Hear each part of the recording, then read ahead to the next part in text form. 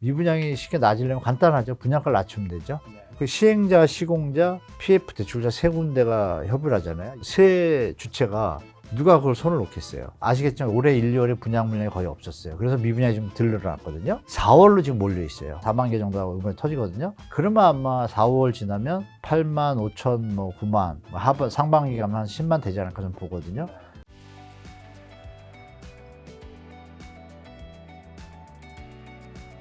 최근에 이제 정부의 부동산 규제 완화 이후에 또 집값 뭐 반등, 부동산 시장 훈풍 보도들도 계속 나오고 좀 있던데 어떻게 봐야 하는지, 서울 아파트 뭐 가격 바닥 다지고 상승으로 전환되었다고 봐도 되는지.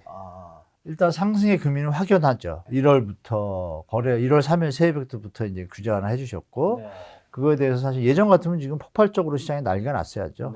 근데 반등으로 상승 반전 기미로 이제 그치는 게 이제 현재 상황이고, 그리고 거래량도 많이 늘어났습니다. 실제로 거래량 제가 자료 하나 가져왔는데요. 거래량 보시면 이게 전국이거든요. 전국. 보시면 이거 28,000인데요. 늘어났네요. 네, 이게 2월 말 기준인데 이게 지금 3만 넘었습니다. 네네. 그럼 보시면 최저점이 15,500이에요. 근데 두 배를 이제 돌파하는 수준이래요. 3월도 아마 더 두 배 수준 넘을 것 같아요. 근데 이제 이 선 있잖아요.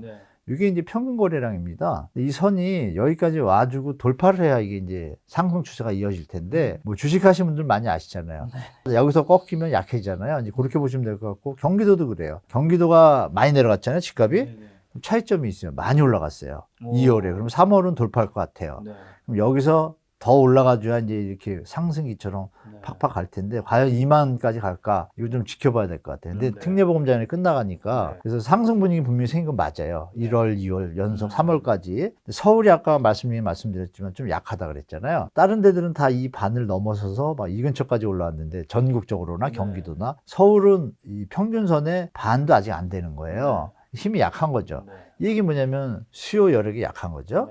그 얘기는 역으로 말하면 가격이 여전히 높은 갭을 가지고 있다. 그래서 서울은 추가 조정이 더 일어날 가능성이 더 많다고 보는 거예요, 제가 볼 때. 이 강남구도 비슷합니다, 그림이. 여기 보시면 이게 2008년도인데요. 지금 뭐 2008년처럼 위기가 터진 건 아니잖아요. 이건 터지고 나서 뭐 나라가 박살 났을 때 이 수준이에요. 근데 지금 보시면 상승한 게 이게 2월까지 나온 거거든요. 요것들은 안 뜨지만 상승한 게 박살 날 때 수준인 거고, 그럼 규제 완화 대책을 던졌을 때 여기 9년도요. 폭등하잖아요. 강남사고 거래량이 600개로. 지금 어때요? 힘이 너무 약해요. 힘이 약하다는 얘기는 둘 중에 하나잖아요. 여력이 없거나 집값이 여전히 높아서 갭이 존재한다거나. 저는 이제 후자로 보는 겁니다. 그래서 그런 부분에 대해서 저는 상승 전환됐다고 보기에는 아직 약하다. 여러 가지 그림을 볼 때는 여기서 2배 정도 더 폭등해야 이제 상승 전환이라고 저는 말씀드릴 텐데, 약하다. 그래서 앞만 봐도 저는 대세 하락은 거스르기 힘들 것 같다. 올해는 그렇게 말씀드릴게요. 정부가 어쨌든 규제 완화라든가 이런 걸 했기 때문에 거래량이 좀 살아나긴 했는데, 이 거래량은 앞으로도 그럼 조금씩 증가한다고 보신 건가, 아니면 단기적으로 이렇게 올라온 거고 다시 좀 떨어지기 시작할까요? 여기서 지금 이게 6인데 2월까지거든요, 사실. 3월도 올라가요. 여기까지 갈 것 같아요. 이제 4월에 가면서 힘이 약해질 것 같아요. 4월 됐잖아요. 4월 중반 되면 원래 또 통상적으로 1, 2월 학기 성수기 지나고 4월이 좀 비수기입니다. 8월하고 4월까지는 그래도 그나마 성수기고 5, 6월, 8월 사이가 제일 조금 비수기거든요. 보통 학기 중에 잘 안 옮기잖아요. 네네. 그러니까 제가 볼 때 힘이 좀 약할 것 같아요. 그러니까 올라가는 힘이 특례보금자리 또 끝나가잖아요, 거의. 그러면 시장 분위기가 특례보금자리 딱 끊기면 일단 손님이 들어오거든요. 그러니까 이런 거죠. 특례보금자리는 9억 이하니까 똑같이 아파트를 보러 갔는데 9억 이하에 20평짜리 들어갔는데 32평 그러면 한 13억 될 거 아니에요. 그럼 손님이 둘이 들어갔는데 여기서 8억짜리 살려고 막 열심히 하고 있으면 13억짜리 사라는 사람도 살고 싶은 마음이 들잖아요. 이 사람이 없어지잖아요.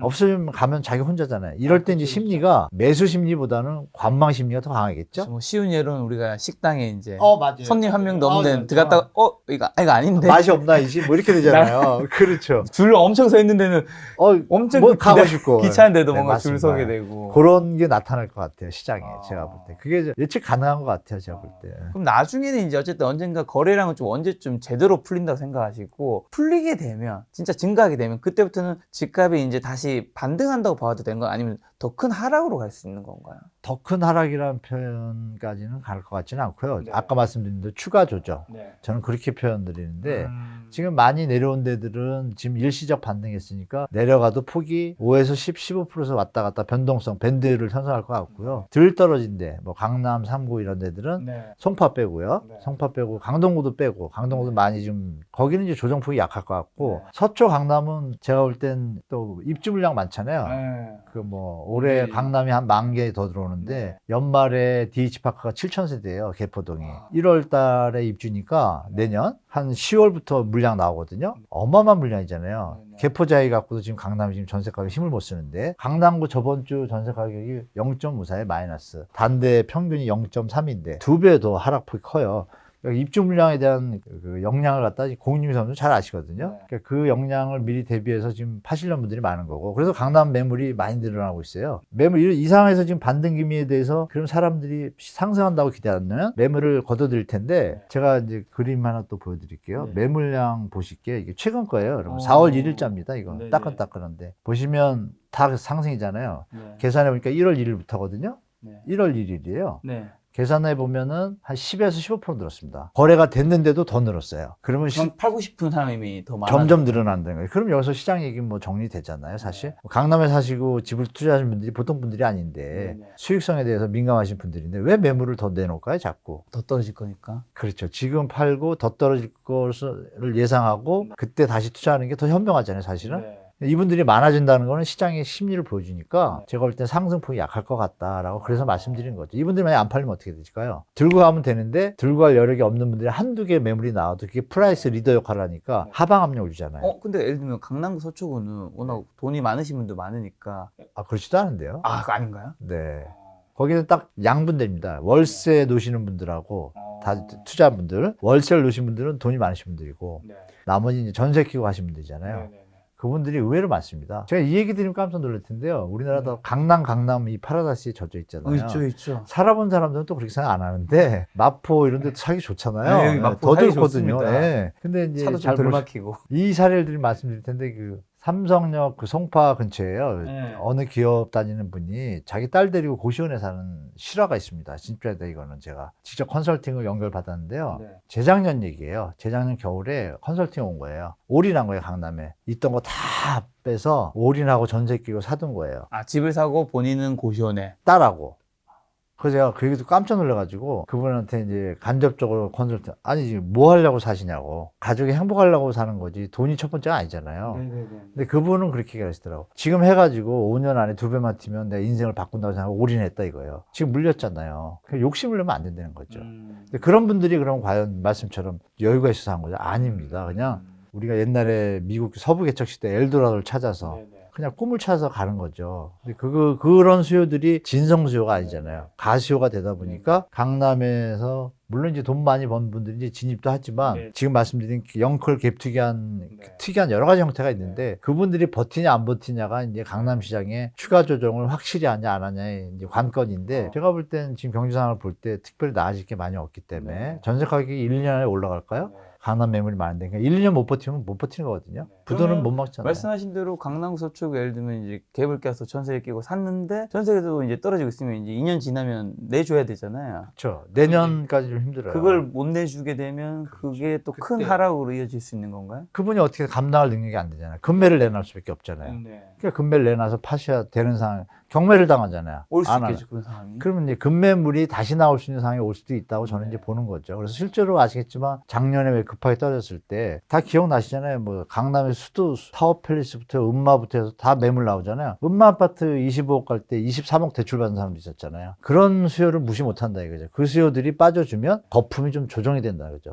그 시기가 이제 올 것 같다. 다시 한번 그 하반기에 저는 그렇게 보고 강남 있죠. 서초가 지금까지는 잘 버텼지만 잘 버텼죠. 예, 네. 잘 버텼죠. 하지만 앞으로는 그렇지 않을 것 같다. 제가 이런 표현을 쓰죠. 슈퍼 역전세로 인해서 추가 하락 거의 확실시된다라고 저는 생각해요. 강남하고 서초는. 자, 그리고 정부의 미분양 주택이 이제 7만 원 넘은 걸로 알고 있는데. 네, 7만 5천 원 넘었죠. 네, 현재 어떻게 보시면 이게 좀 어디까지 갈 거라 보세요? 지금 많이 위험한 수치까지 근처 온 거 아닌가요? 원래 7만까지는 괜찮습니다. 7만까지 뭐 6만 2천도 나오고 7자도 네. 나오고 그랬는데, 이 괜찮다는 건 전제 조건이 있습니다. 가정법. 시장이 좀 나아질 때 네. 소화가 되거든요. 그렇죠. 우리 2008년도에도 마이너스 16만 5천 원일 때도, 그때도 한 3년 안에 다 소화됐거든요. 네. 경제가 조금 받쳐줘가지고. 근데 지금은 조금 상황이 다른 것 같아요. 제 전제 조건을 얘기했잖아요. 네. 근데 지금 PF 문제가 해결이 안 됐고, 미분양이 살아날 기미가 없고, 그러면 이제 말씀대로 미분양이 이제 가시화될 수 있는 소지가 좀 생긴 거죠. 그래서 아까도 말씀드렸지만 가을 전에 조금 심리적으로 하방률이 되는 일들이 조금 생기지 않을까 저는 개인적으로 보고 있고, 미분양이 쉽게 낮으려면 간단하죠. 분양가를 낮추면 되죠. 그래서 낮추는 현장들은 지금도 성공하고 있잖아요. 현장들이 분양가 알맞은 데 다 성공해요. 거의 완승이죠, 그냥. 근데 분양가를 버티고, 그 시행자, 시공자, PF 대출자 세 군데가 협의를 하잖아요. 이익이 배분되잖아요. 이익이 만약에 보통 보면 지금 신용평가사나 이렇게 금감원에서 모니터링 한 거 보면, 시뮬레이션 한 걸 보면 70% 선이면 손익분기점인 거예요. 그렇다고 수익을 하나도 남길 수는 없으니까, 그럼 분양가를 20, 30% 내리면 팔리잖아요, 당연히. 근데 그거를 세 주체가 누가 그걸 손을 놓겠어요? 네가 나 내가 나 이럴 거 아니에요. 거기서 이제 아시겠지만 올해 1, 2월에 분양 물량이 거의 없었어요. 그래서 미분양이 좀 덜 늘어났거든요. 그 3월도 지났는데 분양이 별로 없었잖아요. 3월에 4월로 지금 몰려 있어요. 4월에 한 4만 개 정도 이번에 터지거든요. 그러면 아마 4, 5월 지나면 8만 5천 9만 상반기 가면 한 10만 되지 않을까 좀 보거든요. 그때는 이제 본격적인 미분양 분위기가 이제 양산되고, 지금 아시겠지만 벌써 3천만 원 계약금 이런 거 있잖아요. 벤츠 걸고 차 걸고. 지금 지방은 벌써 시작됐고. 진짜요? 벌써요? 서울도 지금, 서울에 몇 개는 지금 다 걸었는데, 이렇게 1,000만 원 골드바 이런 것들. 근데 분양가를 안 낮추고. 그러니까 소화가 안 되는 거예요. 그래서 그런 게 좀, 미분양은 제가 볼 때 가을 전에 좀 가시화될 것 같다. 좀 문제가 될 수도 소지가 많다라고 봅니다. 분양가를 낮추면 좋겠죠. 정부에서 도와줘서 유동성 유지하고 있고, 분양가를 과감하게 낮췄다가 좋은 때를 기다리는 것도 한 방법인데, 건설사나 이분들이 과연 그 이익을 포기할까? 그건 두고 봐야겠죠. 포기 안 하면 문제가 터질 거고, 소비자들이 반응 안 하면 터지는 거죠, 그냥. 네. 그럼 교수님께서는 지금 정부 정책 규제 완화가 지금 집값 하락을 좀 당장 막을 수 없다고 보시는 것 같은데, 최악의 상황의 정부는 좀 어떤 카드를 꺼낼까요? 지금 남은 건 2개 남았죠? 임대사업자.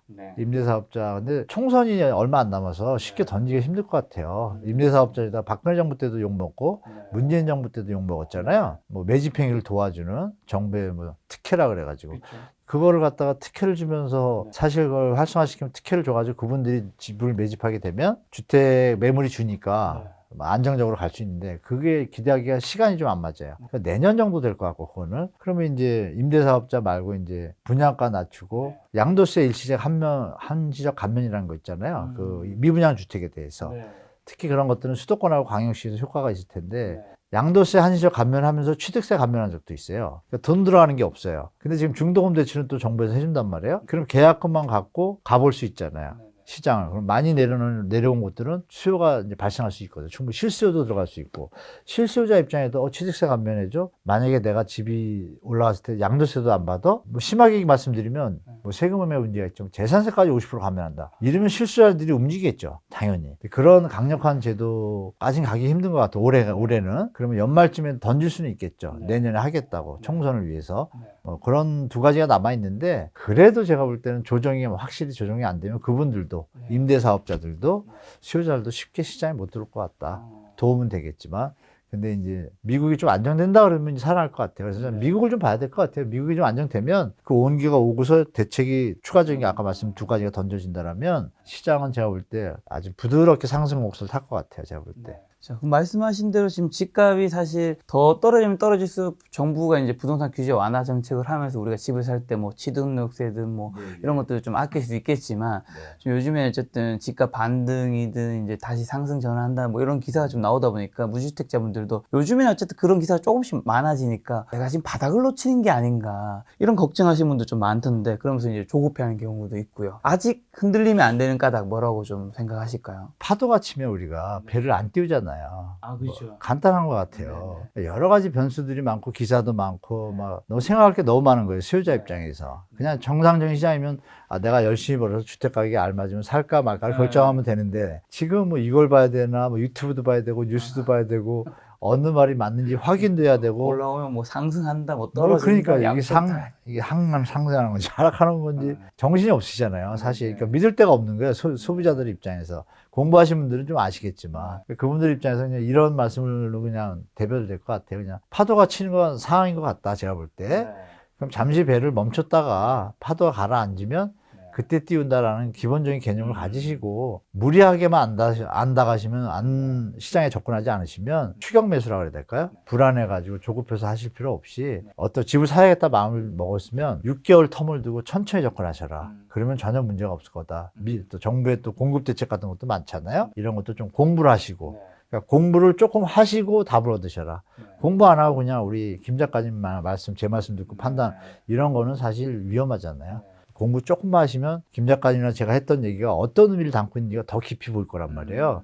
그래서 조금 공부를 조금만 해주시기를 좀 부탁드릴게요. 자, 그러면 절대 좀 후회 안 하고 집 사는 방법, 뭐 한국 집값을 결정한 요소, 이거 좀 한번 알려주신다면. 상승기에는 상승기 시작한 지 2년에서 3년 넘어가면 멈추는 게 낫다고 봐요. 거기서 따라가다 보면은 타임을 놓치면 진짜 6, 7년 꼭대기에 손을 잡게 되면 이제 위험해지는 거잖아요. 근데 그 2, 3년 상승한 것은 앞으로 1, 2년 더 상승하고 또 내려오는 점이 있는데 제가 그 그림을 없는데 그 엘리어트 파동이라고 있잖아요.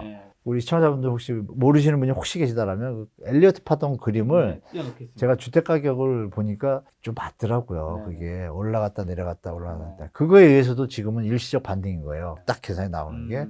근데 그 이론이 그분이 뭐 밥 먹고 그것만 했다 그러잖아요. 그러니까 믿을만 할 것 같아요. 제가 볼 때. 그리고 다른 이론들을 봐도 지금 장단기 금리 역전 뭐 이런 얘기도 있잖아요. 여기 보시면 요 경기 침체 때마다 이게 장단기 금리 이게 역전이거든요. 이거는 이제 2년물하고 10년물하고 차이인데 국고채 금리. 역전되고 나면 딱 텀을 두고 경기 침체가 터진 거예요. 근데 이 역전된 폭이 여긴 깊었잖아요. 그러니까 이때 셌고 여기 이런데 지금 이제 지금 상황에 계속 내려왔잖아요. 3개월 물인데 이건 2년 물이고 똑같아요. 역전되고 나면 터집니다. 꼭 터졌어요. 안 터진 적이 딱 한 번 있었대요. 음영이 경기 침체인 거죠. 네네. 그러니까 10년물 금리 빼기 2년 금리를 했더니 마이너스가 뜨면 이렇게 뜨는데 단기 금리가 더 높은 거예요. 이자율이. 그 얘기 뭐냐면 뭐야? 돈이 급한 사람들이 많은 거죠. 그럼 그 문제가 터지겠죠? 당연히. 그러니까 그 그림을 봐도 그렇고 올해부터 2, 3년 사이는 우리가 그동안 호황을 누렸잖아요. 코로나까지 겹쳐가지고 진짜 뭐 자산 투자하신 분들은 최고의 호황을 누렸는데 자산은 하나 조정되게 돼 있으니까 그 조정 시기가 이제 시작됐잖아요. 6개월? 인간적으로 1년은 우리가 인정해 줘야 되니까 그러면 올 연말까지는 일단 무조건 시장에 대해서 보수적으로 대처하는 게 맞는 것 같습니다. 제가 볼 때.